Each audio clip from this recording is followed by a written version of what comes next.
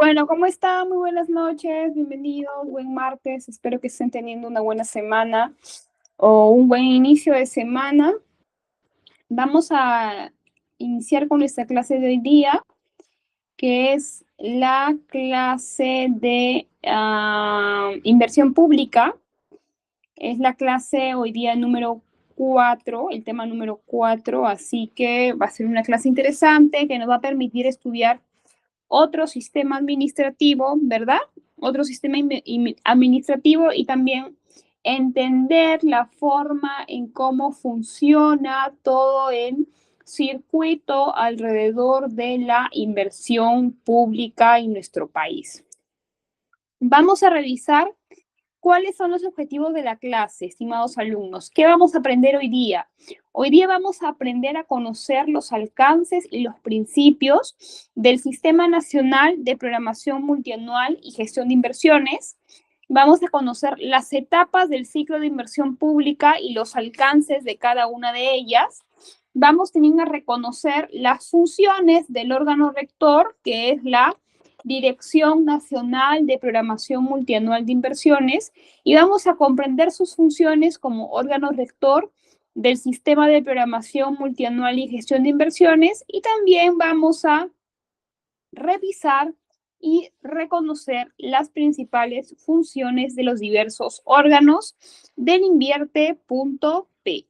Bueno, antes de dar inicio, vamos a conversar sobre algunos conceptos preliminares, sobre algunos conceptos previos respecto a lo que significa la inversión pública. Para eso tenemos primero que recordar y entender que en nuestro país existen múltiples necesidades, ¿verdad? Existe lo que conocemos como una brecha social. A ver, quisiera leer en sus comentarios qué es para ustedes una brecha social. ¿Qué es para ustedes una brecha social? Vamos dando algunas ideas, de repente con ejemplos, de la forma en cómo ustedes lo consideren mejor poder describirlo para poder conversar acerca de qué es una brecha social, queridos alumnos. Para de esa manera dar alguna idea preliminar sobre el tema que vamos a abordar el día de hoy. ¿Qué es una brecha social? Para ustedes, ¿qué es una brecha social? A ver, ideas, compartamos ideas.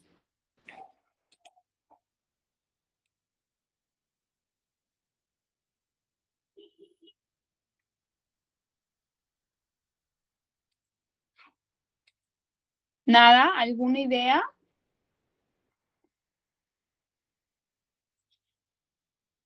Ya, Yuriko nos dice desigualdad, correcto, Yuriko, tienes una idea. Ya, Edwin nos dice reducir las desigualdades sociales, correcto, esa es otra idea. ¿Qué más?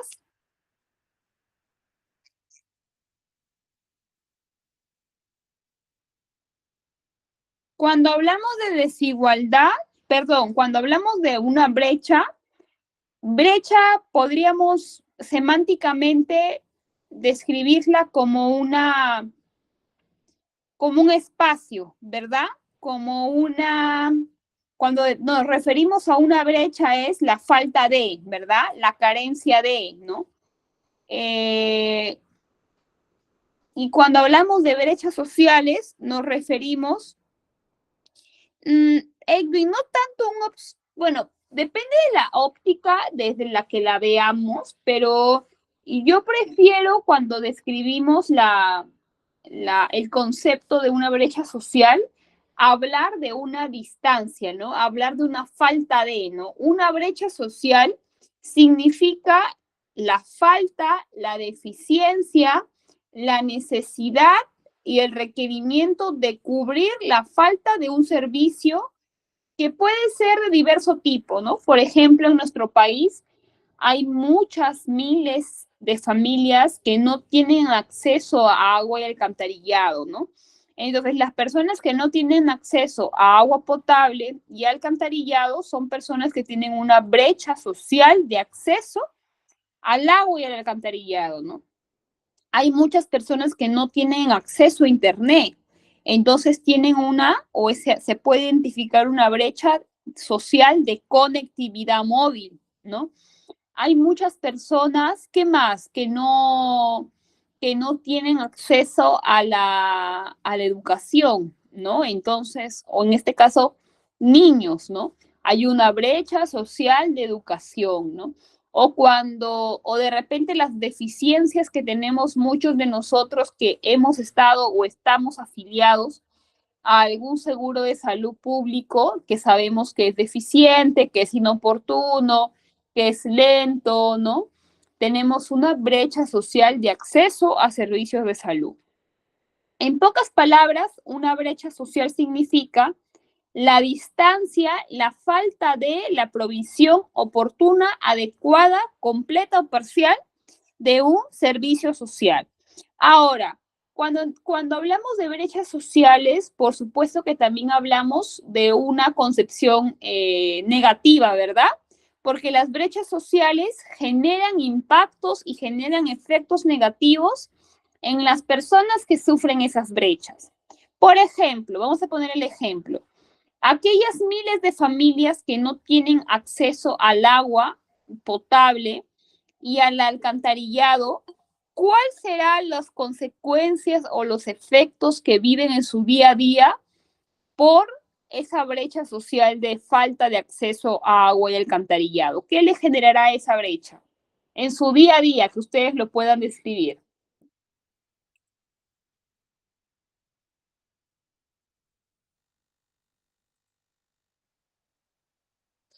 Yo les pregunto, por ejemplo, las personas que no tienen acceso a servicios de agua y alcantarillado, ¿serán propensos a enfermedades diarreicas, a enfermedades en general?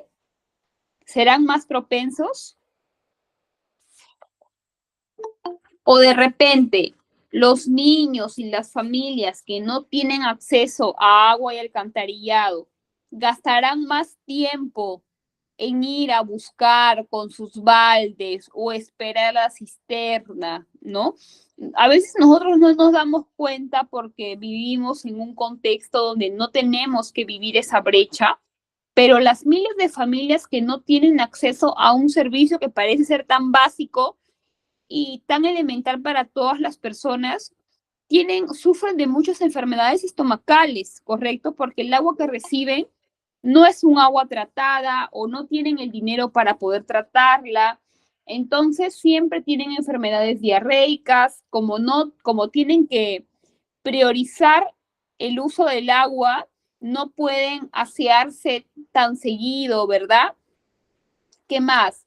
El tiempo, ¿no? A veces para poder tener un servicio o traer agua, tienen que ir a estanques, tienen que ir a pozos, tienen que caminar media hora, una hora y media, ¿verdad? Ahora, no sé si ustedes saben, pero las personas que reciben agua potable de cisternas, la gran mayoría paga por esa agua en cisternas, que es un agua mucho más cara mientras más alejado sea la zona. Entonces, todos nosotros que vivimos en casas donde hay medidores, ¿verdad? Donde hay medidores, donde hay instalaciones de tuberías, ¿no? Tenemos una tarifa comercial. Una tarifa comercial que por una familia pequeña pues puede estar en 50 soles, 60 soles, ¿verdad? Y tenemos a disposición el agua potable, de repente no todo el día, pero por horas, ¿no? La mayor parte de las horas en las que estamos realizando actividades. Pero las personas que no tienen acceso a esos servicios, muchas veces tienen que proveerse de agua una vez cada 5 días, una vez cada 4 días, ¿verdad? Y tiene que haber alguien delegado para que cargue los baldes. ¿Qué más? ¿Qué atrae el agua en baldes? Atrae el dengue, ¿verdad? Si esa agua emposada no es tratada, no es recubierta, es un foco generador del dengue, y el dengue, dependiendo de su tipo, porque hay un dengue un poco más, que tiene menos efectos, pero también hay un dengue hemorrágico, ¿no? Entonces, incluso puede matar a una persona. A lo que yo voy, estimados alumnos, con este ejemplo es de que las brechas sociales causan efectos negativos a las personas que forman parte de esa población que no tiene acceso. Amy, ¿querías hacer una pregunta? Hola. ¿Alguna pregunta querías hacer, Amy? No, Bueno. no. Ok, de repente se te fue por ahí el mouse. Ya. Entonces, hasta acá hemos entendido que son brechas, ¿verdad? Ya hemos dicho que hay brechas de saneamiento, brechas de salud, brechas de educación, etcétera, etcétera. Entonces, viendo esta realidad, sabiendo de este problema, es que el Estado piensa en cómo disminuir esas brechas sociales. ¿Y cómo se pueden disminuir esas brechas sociales? Ejecutando intervenciones o inversiones destinadas a disminuir esas brechas, como por ejemplo obras de saneamiento, pistas y veredas, ampliación de postas médicas, ¿verdad? Ejecución de colegios, es decir, toda inversión que tenga como resultado la generación de una infraestructura que brinde un servicio oportuno y a través de la cual se busquen reducir brechas sociales, ¿verdad? Entonces el Estado dice, ok, yo recaudo, tengo diversos ingresos. Para poder mejorar la vida de las personas, yo tengo que trabajar en la reducción de sus brechas sociales. Y para eso tengo que ejecutar proyectos de inversión pública que estén destinados a disminuir, a reducir, a aliviar las brechas sociales de los ciudadanos, porque de esa manera voy a poder mejorar su calidad de vida. ¿Ok? Esa es la lógica que nosotros tenemos detrás para poder explicar qué es la inversión pública. Acá tenemos un concepto que vamos a revisar muy rápidamente, que nos dice que la inversión pública es una intervención en el tiempo que utiliza total o parcialmente recursos públicos con el objetivo de crear, ampliar, mejorar, modernizar o recuperar bienes o servicios que se brinda a la población.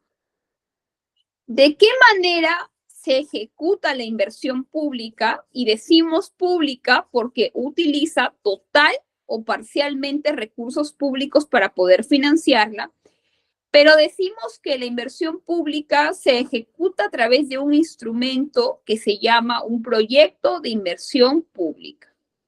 Este proyecto de inversión pública es una herramienta, alumnos, una herramienta que utiliza el Estado para que sus intervenciones generen una mejora en la calidad de vida de las personas. Ahora, ¿de qué forma se consolida este proceso de inversión pública que busca generar inversiones que cambien para bien la vida de los peruanos? A través de un sistema administrativo. ¿Cómo se llama, licenciada, ese sistema administrativo? Se llama Sistema Nacional de Programación Multianual y Gestión de Inversiones. Primero, para resaltar que es uno de los 11 sistemas administrativos que tiene el Estado. ¿De qué se encarga este sistema de programación multianual y gestión de inversiones? De orientar el uso de los recursos públicos destinados para la inversión que genere efectiva prestación de servicios y de infraestructura en el país. Ahora, este Sistema Nacional de Programación Multianual y Gestión de Inversiones, como tal, como lo conocemos ahorita, data del 2017, o sea, hace aproximadamente 7 años atrás, porque el Estado peruano en el 2017 decide reformular el sistema de inversión pública a este nuevo que conocemos también como Invierte.p. Antes del 2007 existía un sistema administrativo llamado Sistema Nacional de Inversión Pública, o también conocido como SNIP, sobre la cual se empezaron a detectar ciertas falencias, ciertas fallas, ciertas posibles mejoras. En ese contexto que se decidió, estimados alumnos, reformular normativamente todo el sistema y se creó uno nuevo, que es el que tenemos ahorita, que se llama Sistema Nacional de Programación Multianual y Gestión de Inversiones, también conocido como Invierte.p. Ahora, ustedes me preguntarán, licenciada, pero ¿podría explicarnos las diferencias entre un sistema o el sistema anterior, el ex sistema, y el sistema actual? Sí, se los voy a explicar. Tengo un cuadro comparativo para más adelante. Ahora, el sistema de inversión pública tiene principios, correcto, tiene principios. Vamos a ver cuáles son. El cierre de brechas, ya lo acabo de mencionar, que es una brecha y que es una brecha social, ¿verdad? Entonces, todas las inversiones y las intervenciones que programe el sistema están orientados al cierre de esas brechas, ¿verdad? A mejorar los servicios que reciben los ciudadanos, ¿verdad? Ahora, ¿qué más? ¿Qué otro principio? Vinculación con el planeamiento estratégico. ¿Se acuerdan que en la clase número 2 revisamos el concepto de qué es el planeamiento estratégico? Y dijimos que planear estratégicamente significa mirar hacia el pasado, analizar el futuro y considerar todos los aspectos y todas las variables posibles para poder planificar adecuadamente una intervención. ¿Por qué? Porque una adecuada planificación en el Estado va a garantizar el éxito de las inversiones, va a garantizar la sostenibilidad de las inversiones, y por eso es muy importante que se respete este segundo principio, que es el principio de vinculación con el planeamiento estratégico, en el sentido de que todas las inversiones, todos los proyectos que se ejecuten o que se ejecuten a través de ese sistema, permitan, ¿no?, sustentabilidad, que puedan ser sostenibles en el futuro, ¿no? Y que también apunten al cierre de brechas y a la mejora de la calidad de los servicios de las personas. Ahora, el tercer principio, enfoque territorial, en el sentido de que las inversiones tienen que darse de forma descentralizada, ¿verdad? Existe, sobre todo en la zona rural, quizá la mayor presencia de brechas sociales que en la zona urbana. La capital y las regiones también necesitan inversión pública.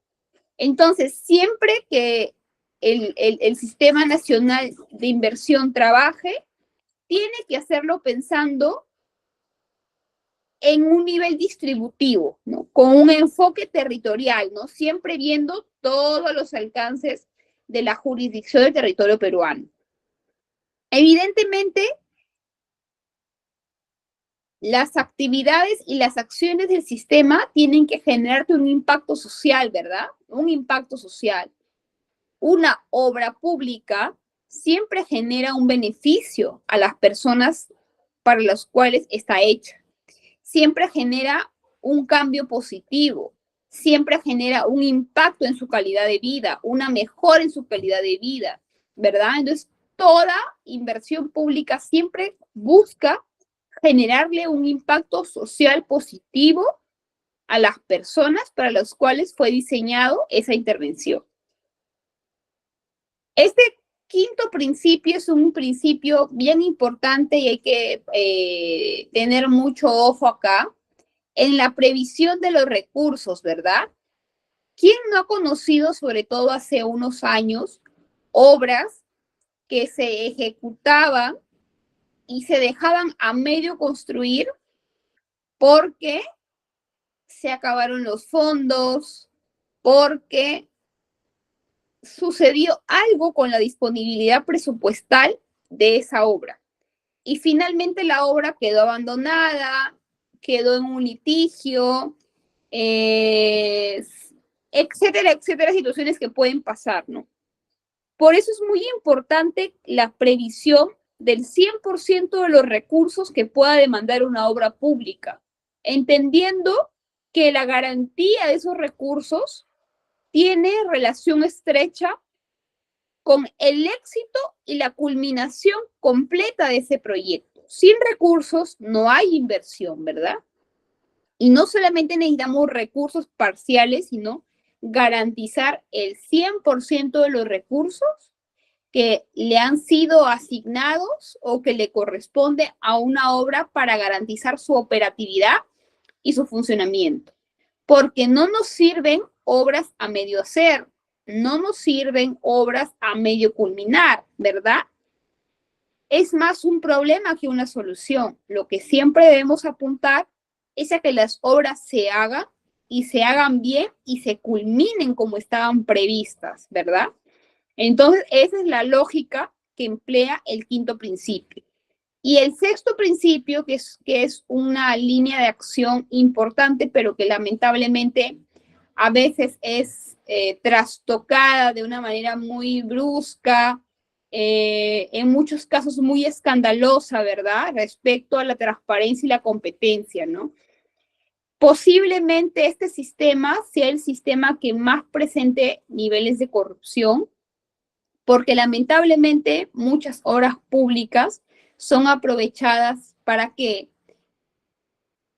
existen muchos delitos asociados con la obra, ¿verdad? Desde direccionamientos, desde el proceso de licitación, desde la malversación de fondos, ¿verdad? Existen muchos casos negativos en donde se ha demostrado o la ley ha demostrado que han existido malos manejos respecto al presupuesto de las obras públicas. Entonces, eso es lo que quiere el sistema, no, ¿verdad? Lo que siempre busca el sistema es que los recursos sean bien administrados de forma honesta, de forma transparente y oportuna, pero lamentablemente seguimos luchando con este mal que no solamente está presente en el sistema de inversión pública, sino que está arraigado en el aparato estatal y en la misma sociedad, que nos cuesta mucho eliminar, ¿verdad? El otro día revisé un dato que la corrupción en nuestro país, o sea, generalizada, si no ocurriera en esa dimensión, se podrían financiar miles de obras públicas. O sea, ese dinero que se cuela, ese dinero que se va por corrupción, nos podría ayudar a financiar muchas obras públicas en el Perú. Entonces, los recursos siempre pueden generar a través de obras, a través de proyectos de inversión pública, mejoras en la calidad de vida de las personas, siempre y cuando se hagan de forma honesta y transparente. ¿Hasta aquí alguna pregunta? ¿He sido clara? ¿Hasta aquí, alumnos? ¿Me he dejado entender? ¿He sido clara o quieren que aclare algo más? Edwin me dice que todo bien. Ok, vamos a seguir. Voy a confiar en su visto bueno. Como yo les he comentado siempre desde la primera clase, cualquier sistema administrativo, todo sistema administrativo tiene un órgano rector. ¿Qué es, licenciado, un órgano rector? Un órgano rector es una institución especializada que está a cargo del liderazgo y de la conducción de todo el sistema a través del cual o del cual es responsable. En este caso estamos hablando del sistema de gestión de programación multianual e inversiones, y como un sistema administrativo tiene un órgano rector. ¿Cómo se llama ese órgano rector? Dirección General de Programación Multianual de Inversiones. Si les preguntan cómo se llama el órgano rector del sistema de inversión pública o del sistema de programación multianual y gestión de inversiones, se llama Dirección General de Programación Multianual de Inversiones. Prácticamente es su mismo nombre, pero como una dirección general. Ahora, ¿qué funciones tiene esa dirección general? Bueno, como órgano rector, ya lo acabo de explicar y lo voy a volver a enfatizar, que ellos lideran y ellos conducen. ¿Qué conducen, alumnos? Conducen el óptimo funcionamiento del sistema. Entonces, ya hemos dicho la clase anterior que todo sistema administrativo está compuesto por 3 variables: órganos, normas y procedimientos. Órganos, normas y procedimientos. En el caso del sistema de programación multianual también tiene órganos, normas y procedimientos. Entonces, el órgano rector es el que le va a dar todo el engranaje, todo el liderazgo, toda la conducción, y va a ser el responsable de garantizar que ese sistema funcione óptimamente. Tiene una función normativa este órgano rector, porque va a ser el encargado de elaborar las normas, las directivas vinculadas a los procesos que tiene el sistema. Primera función, normativa. Segunda función, articuladora. ¿Por qué? Porque se va a encargar de articular a todas las instituciones que conforman el sistema para que funcionen de forma idónea, ¿verdad? ¿Qué otra función tiene? Ya hemos dicho normativa, articuladora. Tiene una función de asistencia técnica. ¿Por qué?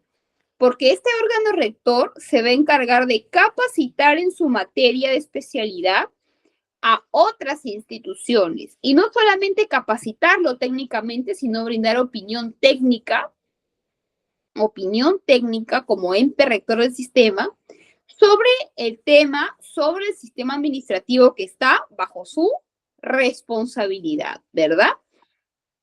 ¿Qué más? Bueno, expide resoluciones, directivas, normas, ¿verdad? De acuerdo a las competencias de la dirección general. Ahora sí, al principio les comenté que el sistema de programación multianual y gestión de inversiones es un sistema como tal que nace en el año 2017. Antes del año 2017 existía un antiguo sistema de inversión pública llamado SNIP. Entonces, durante ese periodo de tiempo, entre el 2016 y el 2017, el Estado decidió reestructurar, reformular, rediseñar el sistema de inversión pública y nació el Invierte.p. Ahora, vamos a hablar un poquito de las similitudes y de las diferencias. ¿Se acuerdan que al principio de la clase yo inicié hablando acerca de las brechas sociales? Que las brechas sociales son aquellas distancias, aquellos espacios y aquellas falta de provisión de servicios a un grupo de personas, ¿no? A una comunidad, y que hay brechas de agua, de saneamiento, de electricidad, de conectividad, etcétera, etcétera. El sistema de Invierte.p está directamente relacionado con que todas las intervenciones tienen que apuntar a cerrar una brecha social. El antiguo sistema no lo condicionaba obligatoriamente. Por eso es de que se hizo un poco escandaloso cuando estaba en vigencia ese sistema. ¿Se acuerdan que salían reportajes o noticias en las que se decía o se criticaba cómo se gastaban miles, cientos de soles en obras que no tenían una utilidad certera? Como por ejemplo cuando se hacían estatuas, cuando se hacían, porque se han hecho monumentos como obras públicas en el antiguo sistema, ¿verdad? Porque como le vuelvo a repetir, el anterior sistema no tenía como tal una obligatoriedad de que la intervención esté asociada al cierre de una brecha. Entonces se prestaba para que se financien intervenciones que de repente por la terquedad o el desconocimiento del gobernante de ese momento, que realmente no tenía un beneficio directo en la calidad de vida de las personas, ¿no? Entonces, eso cambió con el nuevo sistema de inversión pública. ¿Por qué? Porque ahora tú tienes que demostrar obligatoriamente que la inversión pública que estás proponiendo está alineada al cierre de una brecha social. ¿Qué otra diferencia, licenciada? El tema vital y crítico del presupuesto. Yo les decía que la disponibilidad presupuestal o la garantía del presupuesto de las obras han sido en el pasado, con el SNIP, con el antiguo sistema de inversión pública, un gran dolor de cabeza. ¿Por qué? Porque la no garantía de la disponibilidad del 100% de los recursos generaba obras paralizadas, generaba, obras inconclusas, generaban perjuicios económicos al Estado, porque las empresas demandaban, ¿verdad? Demandaban al Estado, solían ganar reparaciones cuantiosas económicamente. Entonces, además de que no se concluían las obras, se afectaba económicamente el patrimonio del Estado. Por eso, en el nuevo sistema de inversión pública, las unidades formuladoras certifican y verifican la disponibilidad de los recursos de esa intervención, con el objetivo de que las obras no queden paralizadas, no queden inconclusas, ¿no? Y no se cumpla de esa manera con el objetivo de la misma. ¿Qué más? Que el antiguo sistema de inversión intervenía en cada ciclo de inversión. Tenía un papel muchísimo más dominante y hasta un poco más burocrático, diría yo. Eso se cambió en el nuevo sistema con la intención de agilizar los procesos. Y el MEF, que es el Ministerio de Economía y Finanzas, actualmente solo interviene en la parte inicial y en la parte final del ciclo de inversiones. Y una última gran diferencia que podríamos notar, que podríamos comentar, es de que en el anterior sistema todos los proyectos pasaban por el mismo procedimiento. No importaba si eran proyectos emblemáticos, ¿no? De gran impacto, millonarios, o si eran proyectos pequeños, todos estaban en la obligación o eran tratados igual, con el mismo proceso, con los mismos plazos, y eso lo volvía ineficiente porque es más lógico segregar las inversiones de acuerdo al monto de inversión y de esa manera hacer procedimientos más rigurosos para aquellos proyectos de inversión que impliquen un presupuesto mucho más grande, y resulta más lógico hacer procedimientos más simplificados, más ágiles, menos burocráticos para las inversiones dentro de un rango cuantitativo de dinero menor. Entonces, el nuevo sistema ya diferencia, y no solamente diferencia, sino le otorga un procedimiento diferente a los proyectos grandes, de gran costo, emblemáticos, frente a los pequeños, ¿no? A los más sencillos y a los menos costosos. ¿Hasta acá se entendió?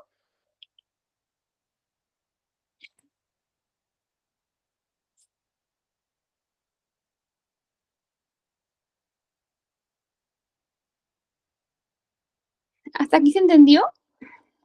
¿Sí? A ver, otro comentario por aquí. ¿Hasta acá se entendió, chicos? Jordi dice que sí. A ver, ¿alguien más que me comente? Sí. Yuriko dice sí. ¿Alguien que diga no?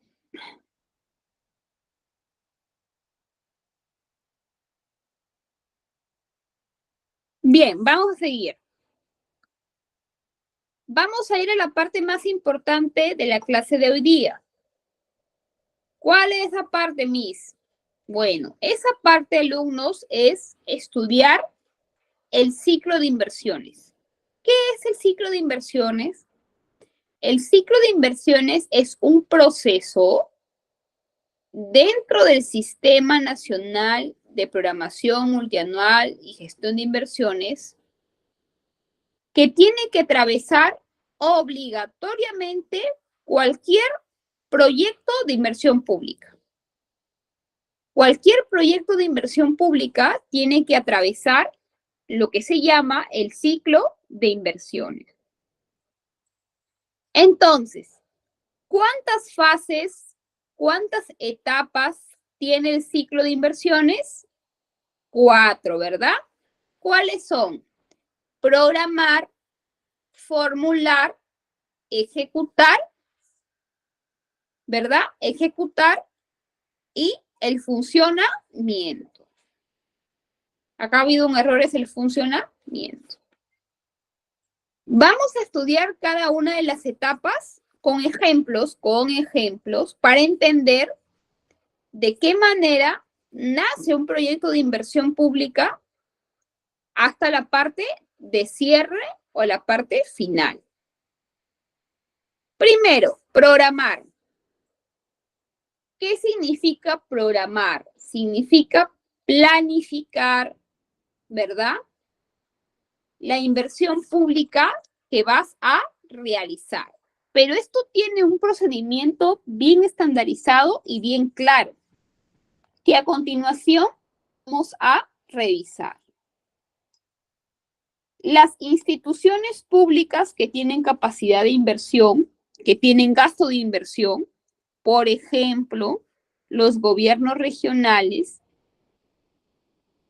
el gobernador, que es la máxima autoridad dentro de un gobierno regional, por ejemplo, designa a los funcionarios que van a formar parte de lo que se conoce como la Oficina de Programación Multianual de Inversiones, o también conocida como OPMI.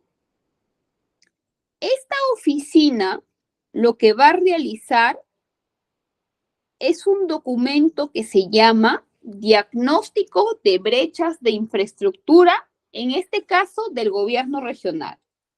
Ahora, ustedes me van a decir, pero licenciado, un diagnóstico, ahorita les voy a presentar un ejemplo de este año para que ustedes sepan que, con un ejemplo real, ¿qué es un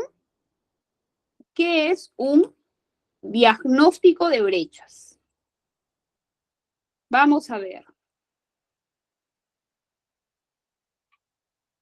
¿Ven la pantalla, verdad? Ya. Entonces, en la primera fase tenemos a la programación multianual.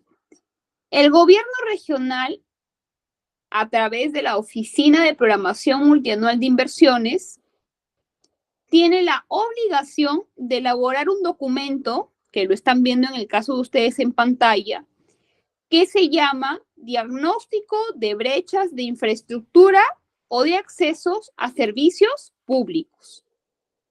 En este diagnóstico, lo que tiene que identificarse van a ser todas las brechas que se tienen por sector.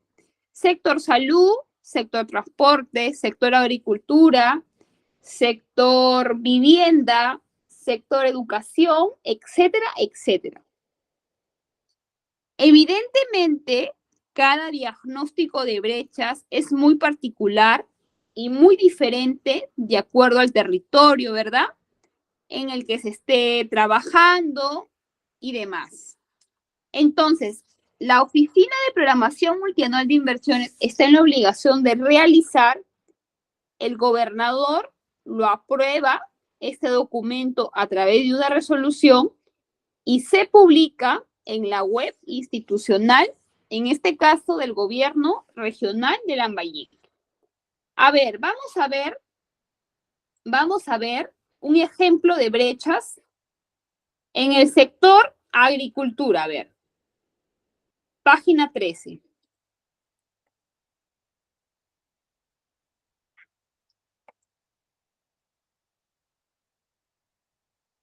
Creo que está en la parte de más abajo, si no me equivoco.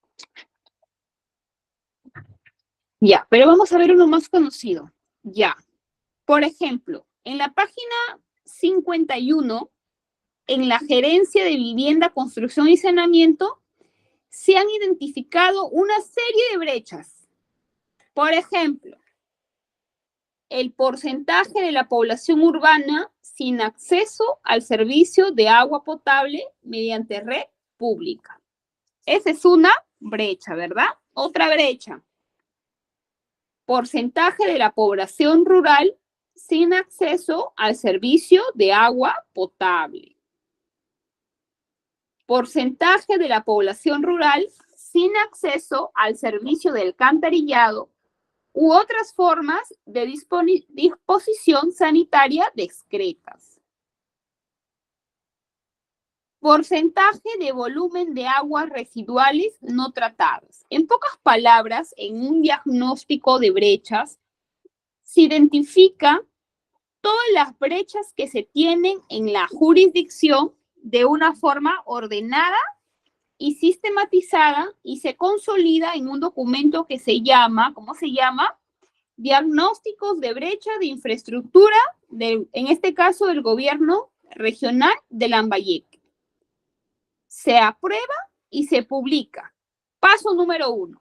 Ya publiqué y ya elaboré mi diagnóstico, licenciada. ¿Qué más sigue? El paso número 2. ¿Cuál es el paso número 2?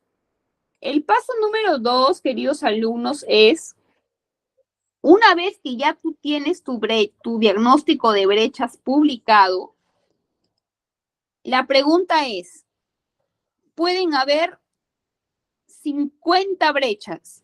¿Tendremos el dinero o tendrá el dinero el GORE Lambayeque para financiar obras de las 50 brechas o va a tener que elegir y priorizar? ¿Cómo lo ven ustedes? ¿Habrá dinero para hacer obras, para hacer proyectos, para disminuir las 50 brechas o van a tener que priorizar del total solamente lo que alcance el presupuesto para poder ejecutarlo en un cierto espacio de tiempo? Se prioriza, ¿verdad? Es como cuando tú tienes una lista de, no lo sé, lista de regalos para Navidad que hacerle a tus sobrinos, tus primos, ¿no? Y te das cuenta que tu presupuesto es limitado, entonces vas a tener que priorizar, ¿verdad? De repente tú priorizas a los familiares más cercanos, ¿verdad? A tus sobrinos de sangre, ¿verdad? Entonces, igual hace el gobierno regional y las entidades que tienen capacidad de gasto que tienen que priorizar. Y la pregunta que viene es, ¿y de cómo lo priorizan, licenciada? ¿De qué forma? ¿Porque se le ocurrió al gobernador? ¿Porque se le ocurrió al gerente general? No. Se prioriza de acuerdo a otro documento que se tiene que elaborar, aprobar y publicar, que se llama criterios de priorización. Criterios de priorización. Vamos a revisar un documento de un ejemplo para que ustedes vean qué es un documento de criterios de priorización.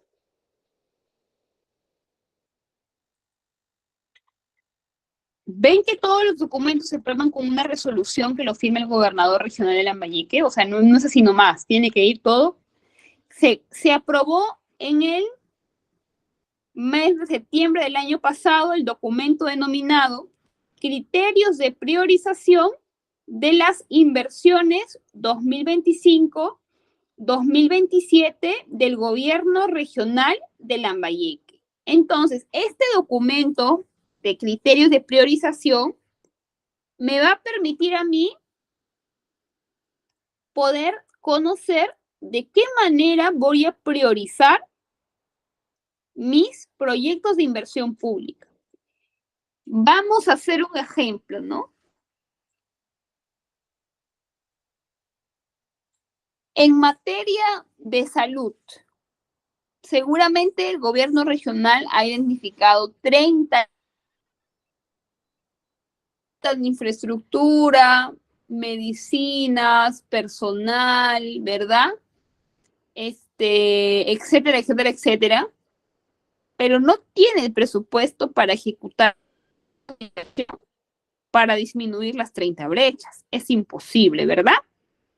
Entonces, a través de este documento que se llama Criterios de Priorización, la Oficina de Programación Multianual de Inversiones empezará a revisar ese diagnóstico de brechas y empezar a priorizar, ¿verdad? De acuerdo a la urgencia, a la política del gobierno, de Lambayeque. Ahora, una vez que yo ya he priorizado, primero hice mi diagnóstico de brechas. Segundo, hice mis criterios de priorización. Tercer paso, me corresponde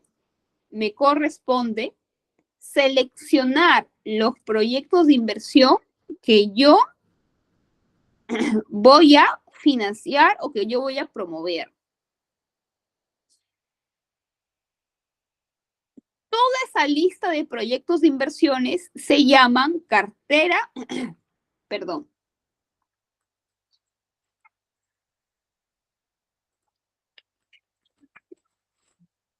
Se llama cartera de inversiones. Y esa cartera de inversiones yo la tengo que registrar en un módulo, en una página web, ¿no? Que se llama, que está a cargo del Ministerio de Economía y Finanzas y que se llama Banco de Inversiones. Mis proyectos priorizados los registro en el Banco de Inversiones. Una vez que yo ya tengo registrado mi lista de proyectos priorizados en el Banco de Inversiones, presenta al órgano rector del sistema que se llama Dirección General de Programación Multianual de Inversiones, un documento que se llama PMI, a través del cual yo ya he colocado los proyectos de inversión priorizados y que voy a ejecutar. Finalmente, como paso número 6, se elabora un proyecto multianual de inversiones que se publica oportunamente donde ya están fijadas las inversiones que se van a realizar. Ahora, hay un ítem que ustedes tienen que conocer.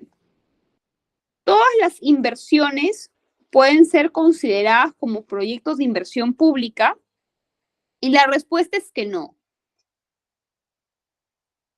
Las inversiones que son o que están calificadas como proyectos de inversión pública son aquellas que están destinadas a formar capital físico, humano, que busquen crear, ampliar, mejorar o recuperar la capacidad de bienes o servicios que el Estado tenga responsabilidad de brindar. Pero existen otras intervenciones que requieren recursos públicos que son importantes también, pero que no crean algo desde cero, sino que están destinadas, por ejemplo, a ampliar. Por ejemplo, cuando hablamos de una comisaría es una inversión ya ejecutada, ¿verdad? En un momento determinado, en un contexto determinado. Pero puede pasar que la comisaría con los años quede muy pequeña, ¿verdad? Para el avance poblacional, de repente necesita crearse otros ambientes y sea necesario realizar una inversión de ampliación. Pero cuando tú amplías una infraestructura existente, no la estás ejecutando desde cero, ¿verdad? Porque ejecutarla desde cero significaría hacer una comisaría desde la primera piedra, ¿verdad? Pero tú estás ampliando una infraestructura que ya existe, que ya está en funcionamiento. Ese tipo de inversión no se considera como proyecto de inversión, sino como una inversión de ampliación marginal. Otro ejemplo, cuando vamos a reparar o a renovar alguna parte de un activo del Estado que necesite ya un cambio, ¿no? Ustedes saben que hay, por ejemplo, en ciertas obras, componentes y con los años se van desgastando, pero que son caros, son costosos, que es necesario rehabilitar, repararlo, renovarlo, ¿no? Entonces, esa intervención o esa inversión no es un proyecto de inversión pública, pero sí es una inversión, ¿verdad? Porque se va a ejecutar con recursos públicos. Tenemos que tener marcadas esas diferencias. Ahora, después que yo ya cumplí con programar mis inversiones, viene la segunda fase que se llama formulación y evaluación. ¿En qué consiste esta fase, licenciada? En que las entidades tienen que analizar técnica y cuantitativamente si su proyecto que han priorizado, que han colocado en su cartera de inversiones, es viable de ejecutar. ¿Y cómo yo realizo ese análisis, esa indagación? Bueno, yo tengo que someter a esa idea de proyecto a un estudio, que va a depender ese estudio de la complejidad y del coste de ese proyecto y del costo de ese proyecto. Normalmente se dividen de acuerdo a su costo estimado en unidades impositivas tributarias.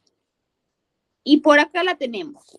Existen dos tipos digamos, de evaluaciones a las que tienen que someterse obligatoriamente todo proyecto de inversión pública para analizar si ese proyecto es técnica y económicamente viable de ejecutar.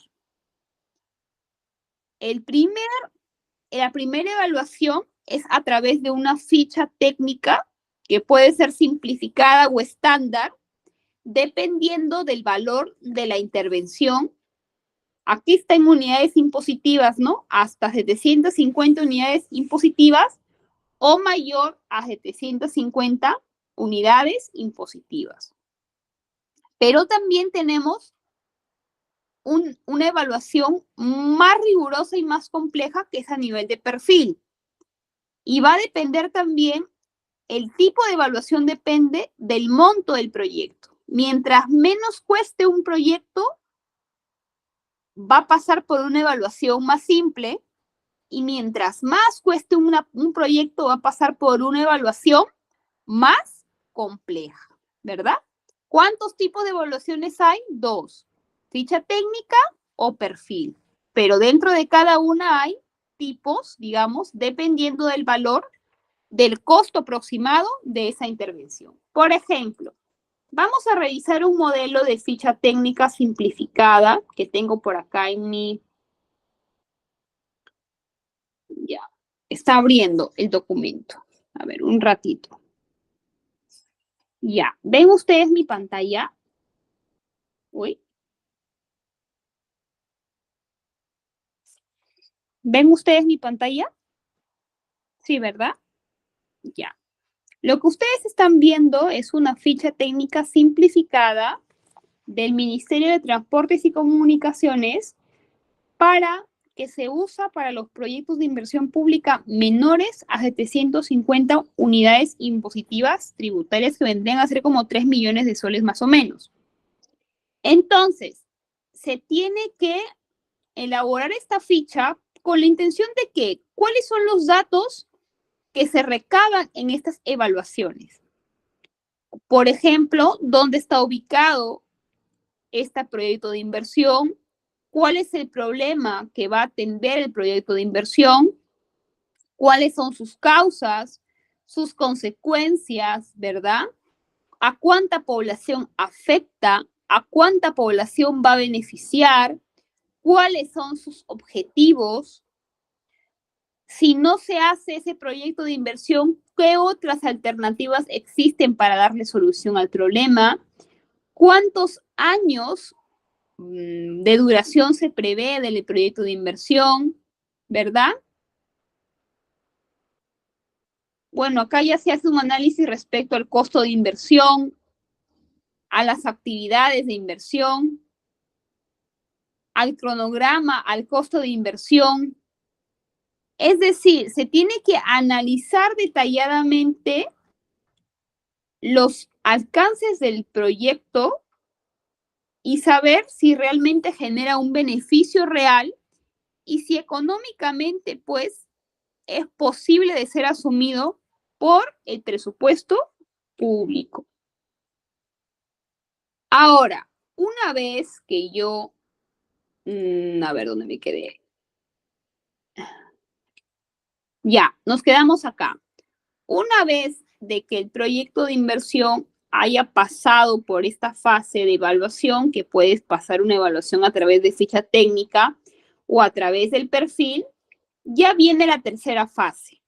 La tercera fase, denominada ejecución, tiene dos subactividades. La primera, que es la elaboración del expediente técnico o los documentos equivalentes, que como ya todos sabemos, un expediente técnico es un documento a través del cual se levanta información y se proyecta la forma en cómo se va a llevar a cabo el proyecto, ¿verdad? Por ejemplo, si se va a hacer un dique de contención de inundaciones, se establece cuál va a ser la longitud, las características técnicas de ese dique, el emplazamiento del dique, de dónde se va a sacar el material para hacer el dique, de qué cantera se va a sacar la roca para hacer el dique. Si ese dique está ubicado en propiedad privada, hay que liberar esas áreas, hay que pagar, ¿verdad? La retribución económica a los propietarios o a los posesionarios antes de poder realizar la obra física. Hay que hacer trámites ante el Ministerio de Cultura para asegurarnos de que no existan evidencias o restos arqueológicos en la zona. Hay que tramitar un instrumento de gestión ambiental, ¿verdad? Para cuidar de que los procedimientos constructivos no contaminen, no generen afectación de ruido, no afecten la flora y la fauna del ecosistema que colindan. O sea, tiene que establecerse cómo, cuándo, dónde y cuánto cuesta todo lo que se va a hacer, ¿verdad? Eso está plasmado en un documento que se llama expediente técnico. Y bueno, una vez que se tiene el expediente técnico aprobado, ya se convoca a un proceso de licitación, ¿verdad? Para determinar qué empresa o qué consorcio se va a encargar de la ejecución física de la obra. La ejecución física de la obra, ya ustedes lo saben, ¿no? Es cuando se inicia con el movimiento de tierra, se inicia con el proceso propio de construcción de ese proyecto de inversión que va a durar lo que determine el expediente técnico, ¿no? 300 días, 150 días, 100 días calendario, ¿verdad? Dependiendo de la forma en cómo esté establecido en el expediente técnico. Y finalmente tenemos una etapa denominada funcionamiento, que es una parte que no tenía como tal el SNIP, porque la etapa de funcionamiento está destinada a realizar aquellas actividades que permitan la operación y el mantenimiento de esas estructuras. Porque ¿qué pasa cuando una obra no tiene un presupuesto de mantenimiento? Es como cuando ustedes tienen algún electrodoméstico, por ejemplo, una lavadora, y no le hacen un mantenimiento en 3 años. Se puede malograr, ¿verdad? Puede durar menos de lo que tú pensaste que te va a durar 10 años y como no le has hecho mantenimiento, te puede durar solamente 6. ¿Qué más? Le quita valor, ¿verdad? Al producto que has comprado. Igual sucede en las obras. Si una obra no recibe mantenimiento, pues su vida útil puede disminuir, ¿verdad? Se puede dañar, ¿verdad? O finalmente no puede llegar a cumplir la meta que ha sido plasmada. Entonces se tiene que realizar un trabajo de reporte del estado de los activos, se tiene que programar un presupuesto para la operación y el mantenimiento de las estructuras y por supuesto se tienen que hacer evaluaciones posteriores de los proyectos. Vamos a repasar un poquito los órganos que intervienen en el sistema administrativo de programación multianual y gestión de inversiones. En primer lugar, tenemos a un órgano que se llama órgano resolutivo. ¿Por qué es un órgano resolutivo? Bueno, ¿quién representa el órgano resolutivo? En este caso, el órgano resolutivo siempre va a estar representado por el máximo cargo o la máxima persona con mayor autoridad dentro de una institución. Ejemplo, gobierno regional, ¿quién va a ser su órgano resolutivo? ¿Quién lo va a representar en el órgano resolutivo? El gobernador regional. En una municipalidad, el alcalde. En una municipalidad distrital, también el alcalde. Entonces, el órgano resolutivo siempre va a estar integrado por la máxima autoridad, la que tiene decisión dentro de la institución. En la primera fase de la programación hemos dicho que el órgano encargado de conducir toda esa primera fase se llama Oficina de Programación Multianual de Inversiones, también conocida como OVNI. El órgano resolutivo designa quiénes van a conformar, qué funcionarios van a conformar la Oficina de Programación Multianual de Inversiones mediante una resolución. Y finalmente, la unidad formuladora que se va a llevar o va a ser responsable de la segunda etapa, que es la etapa de evaluación, formulación y evaluación, y las unidades ejecutoras que van a estar a cargo de la tercera etapa, que es la ejecución. Y respecto a la Dirección General de Programación Multianual de Inversiones, ya dijimos que es el órgano rector del sistema.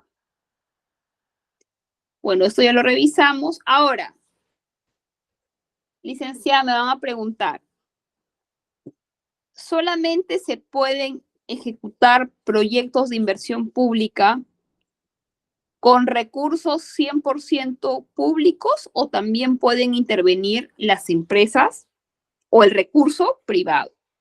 ¿Qué opinamos?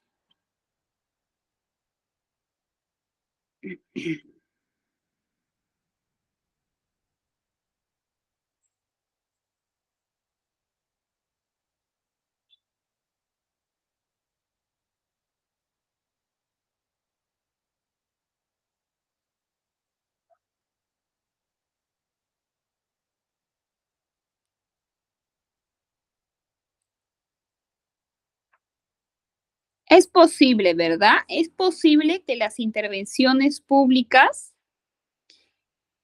se realicen parcialmente con fondos privados. Y ahorita vamos a explicar de qué forma se ha contemplado eso. Y también le vamos a dar respuesta a tu pregunta que recién la veo, Edwin. Existen dos modalidades a través del cual se pueden financiar parcialmente o totalmente inversiones públicas, perdón, con fondos privados. La primera y la más conocida es una modalidad que se conoce como obras por impuestos, a través de la cual empresas privadas, usualmente son empresas privadas grandes, tipo mineras, ¿no? Grandes corporaciones que pagan anualmente una fuerte cantidad de dinero por impuestos, le dicen al Estado, o el Estado, mejor dicho, dice, ¿no? Mira, empresa privada, a cuenta o en vez de pagarme a mí los impuestos, ejecuta con ese dinero proyectos de inversión pública, pero tú encárgate de la ejecución, porque evidentemente el aparato privado es un aparato más eficiente, o debería ser, ¿verdad? Más ágil, ¿verdad? Menos burocrático, menos corrupto, ¿no? Entonces, la idea de esta modalidad es de que las empresas privadas ejecuten proyectos de inversión pública a cuenta, a cargo de los impuestos que están obligados a pagar por sus actividades al Estado, pero con su aparato privado que es mucho más eficiente. Así se han hecho muchas obras en muchos distritos, provincias de nuestro país, y es una política promover la ejecución de obras a través de la modalidad de obras por impuesto, también llamadas OXI. ¿Cuál es la entidad a cargo de promover, conducir aquellas inversiones que se ejecutan bajo la modalidad de obras por impuestos? ¿Cómo se llama? ¿Cómo se llama? Proinversión, ¿verdad? Proinversión. También tenemos otra modalidad de inversión con recursos privados que se llama asociaciones público-privadas. Esas asociaciones público-privadas permiten que el sector privado participe parcial, totalmente, con recursos, con personal, con maquinaria y demás, ya no a cuenta de sus impuestos, sino con la consigna de generar algún tipo de rentabilidad, digamos, a largo plazo. Por ejemplo, de los casos más conocidos son las concesiones que se realizan en las vías departamentales, ¿no? Interdepartamentales, ¿no? Se le da la concesión por tantos años, 20, 30, 40 años, a través de un proceso a una empresa que se va a encargar de realizar la habilitación, el mantenimiento de una determinada vía, ¿verdad? Pero ese concesionario, esa empresa, va a tener la potestad de poder cobrar su inversión y obviamente una rentabilidad a través ¿a través de qué? A través de los peajes, ¿no? Esa es una modalidad de asociaciones público-privadas. Por acá tenemos una página donde vamos a poder ver algunos ejemplos de obras ejecutadas bajo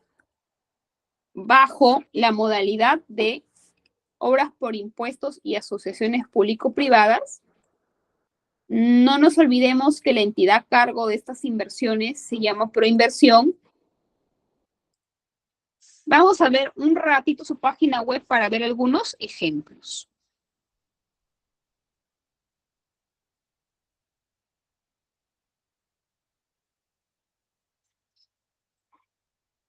A ver,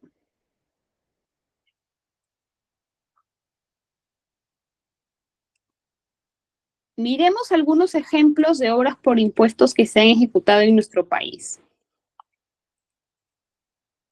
A ver, déjeme poner un poquito de zoom.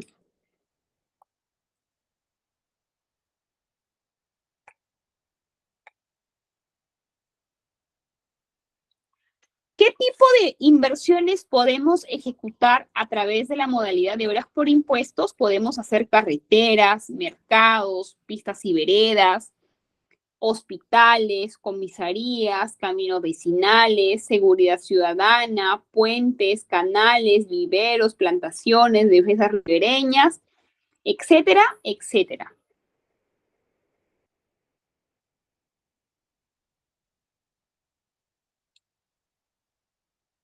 Vamos a ver algunos ejemplos.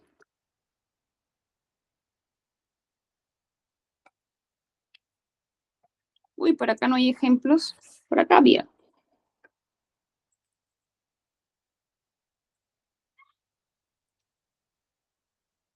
Pero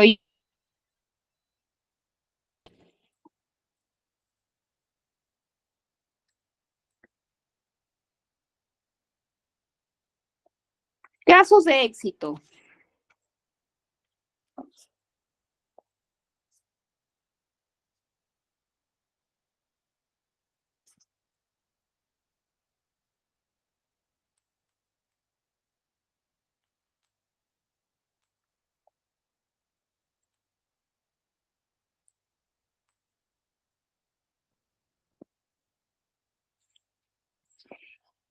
Veamos, por ejemplo, el caso de una institución educativa en Santiago de Cusco, ¿no? La institución educativa se llama Tupac Amaru en Santiago de Cusco. Otro ejemplo de obras por impuestos, el complejo arqueológico El Brujo, ¿no? Centro de seguridad, centro de alto rendimiento, una posta en Chumbivilcas, ¿no? La reconstrucción del templo de Louvre. A veces inversiones que no pensamos que se han ejecutado bajo esta modalidad, pero que luego nos enteramos que sí. También tenemos ejemplos de intervenciones de asociaciones público-privadas.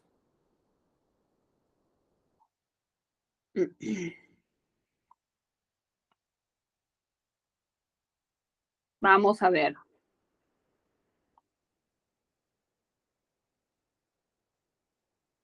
Se pueden construir bajo esta modalidad infraestructura pública, redes viales, aeropuertos, puertos, infraestructura penitenciaria, salud, educación. Vamos a ver el portafolio. Deberían revisar esta página, realmente voy a ponerlas ahí en el chat. Tiene una gran información. Voy a compartirlo en el chat. Ya. Por ejemplo, dice hospitales en salud de Piura y Chimbote. Uy, creo que ya no se ve mi pantalla, a ver.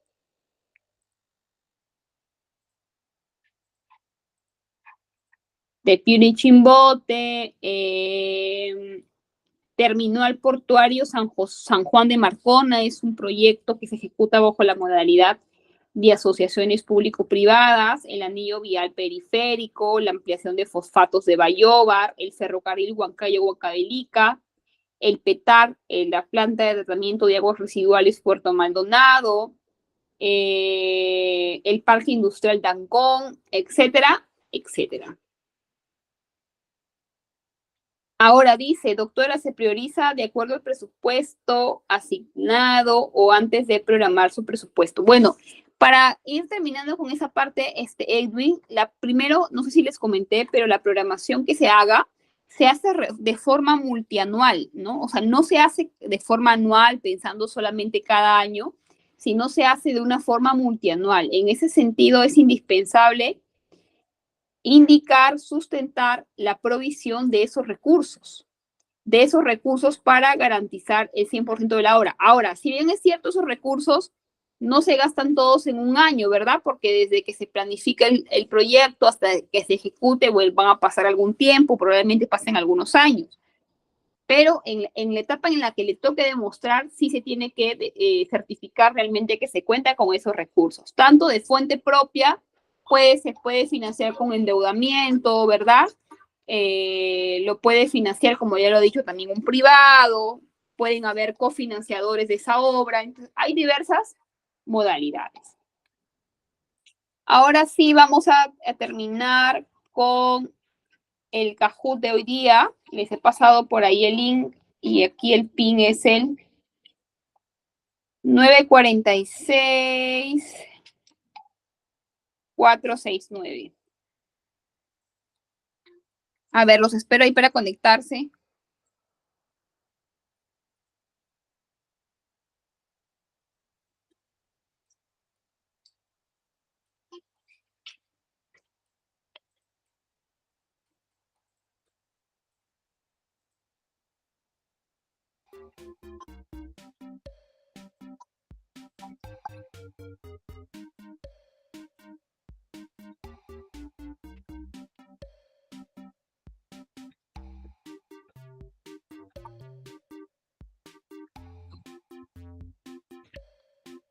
A ver, esperamos para iniciar.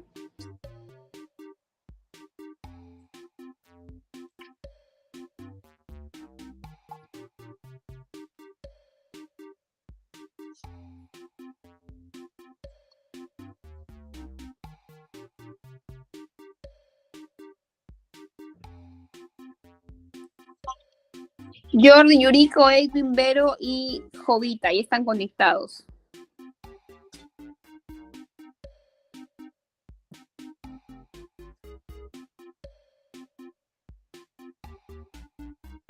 Alfredo Calles también.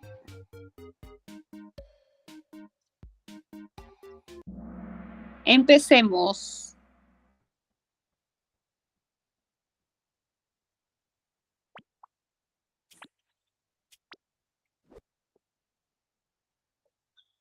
¿Cuál de los siguientes enunciados no es un principio del sistema de programación multianual y gestión de inversiones? ¿Cuál no es?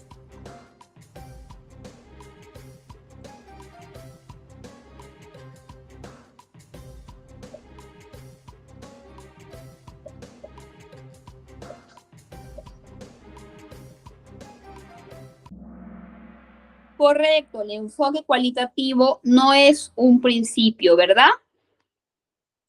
Sigamos. Segunda pregunta. ¿Cómo se llama el órgano rector del sistema de programación multianual y gestión de inversiones? Uy, está facilito.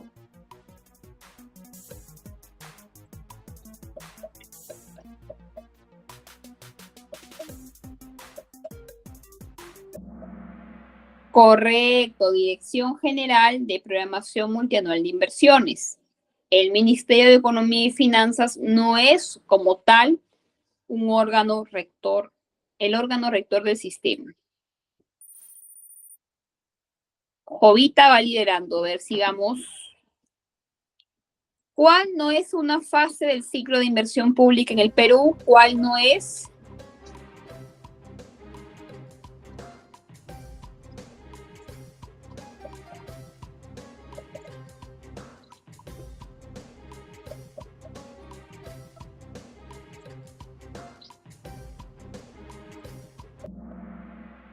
Correcto, ¿verdad? La reevaluación por parte del MES no es una fase. La programación multianual que me han seleccionado ustedes sí es. Recordemos que el ciclo de inversión tiene 4 fases: programación multianual de inversiones, formulación y evaluación, ejecución y funcionamiento. La fase de programación multianual está a cargo de la unidad formuladora. ¿Se acuerdan que hemos revisado los órganos del sistema y la participación en cada fase?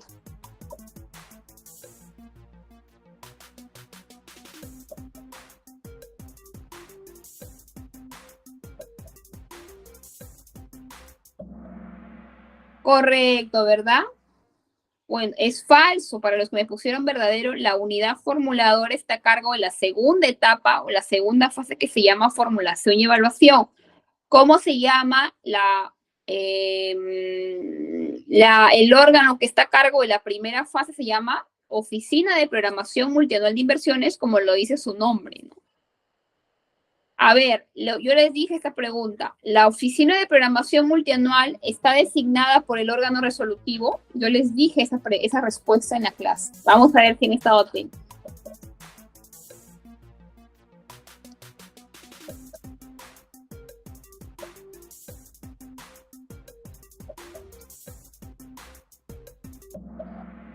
Correcto, verdadero, ¿verdad? Excelente. Sigamos. El sector no está obligado a publicar en su portal el diagnóstico de la situación de brechas. ¿Verdadero o falso?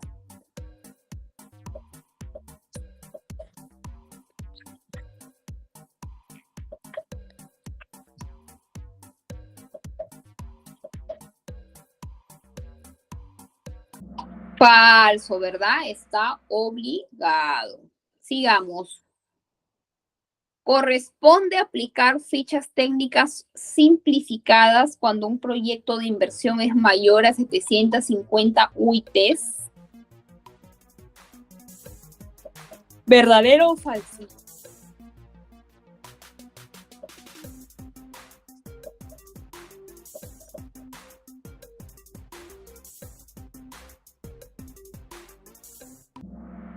Correcto, falso, ¿no? Es cuando es igual a 750 UITs. Penúltima pregunta. ¿Las fichas técnicas tienen una vigencia de 5 años? Creo que no les di ese dato, lo vamos a omitir, pero tienen una vigencia de 3 años nada más, ¿ok? Pregunta 9. ¿El expediente técnico es elaborado por la unidad ejecutora de inversiones? ¿Se acuerdan que la etapa de ejecución tenía 2 subactividades? El expediente técnico y la ejecución del propio de la obra.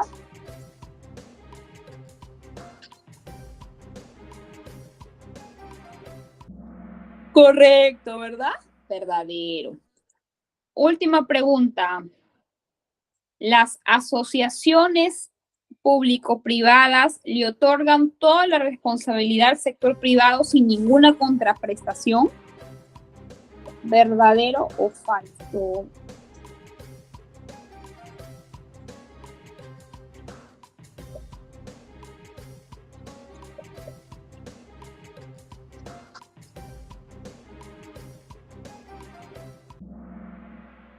Falso, ¿verdad? Por supuesto que tienen una contraprestación. Vamos a ver cómo quedó el podio.